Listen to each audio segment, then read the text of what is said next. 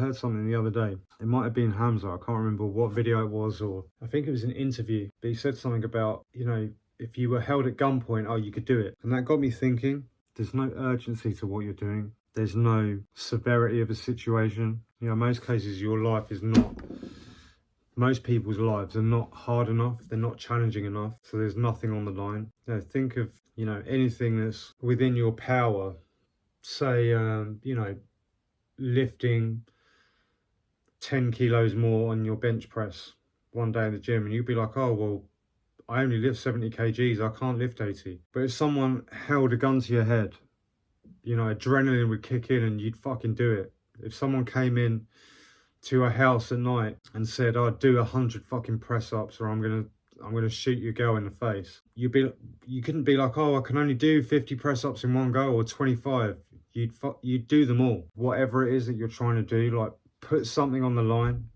You have to have that urgency. You have to really, really want it. Hold yourself at gunpoint. You know, make it do or die.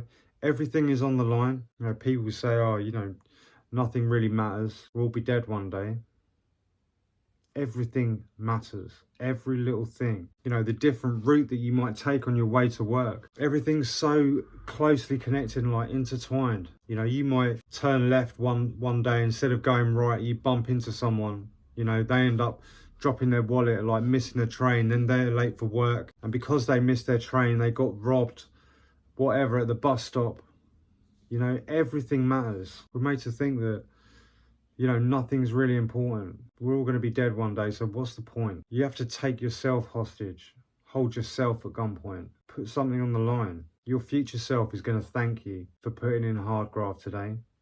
Your children are going to thank you. Yeah, imagine when you're older, you've got two situations. Your grandkids are in your family home or whatever. You've passed away at this point, and your grandkids ask your son or your daughter, oh, who's that in the picture?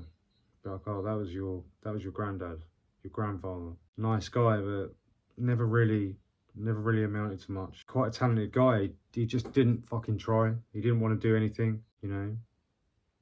He had me when I was young, and, you know, he had so many skills, but he just didn't push. He never really tried to find his purpose. And so he got stuck in his ways, and he just went to the pub every day or every weekend, getting drunk with his friends. How would that make you feel? You know, opposed to the other case, I guess, in this scenario where your grandkids ask your son or daughter, oh, who's that in the picture? You say, oh, that guy was a fucking legend. You know, he didn't have much to begin with, but he never fucking stopped trying. He gave us this life. He was the one who raised me to have all of these amazing values and principles. He didn't come from much, but he bought me this house.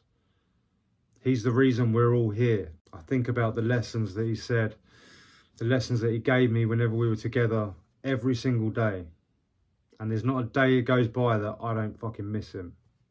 Wouldn't you rather be the person spoke about in that scenario? That's literally, you know, two options, I guess, for your life, which you probably have never thought of, because we're trapped in ourselves. We don't look long term like this. I spoke about this before, but I think it's like Kawasaki, or I'm just saying Kawasaki because I just mentioned it in another video.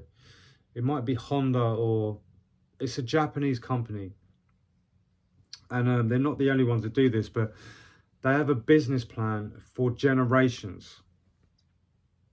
So like the CEO there now has a business plan that is lasting for generations, long after he's gone.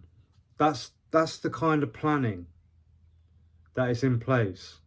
That's how these massive companies stay on top for decades, centuries. But we don't have that kind of planning for ourselves. We don't plan for our future generations, but it's all on the line. Hold yourself at gunpoint.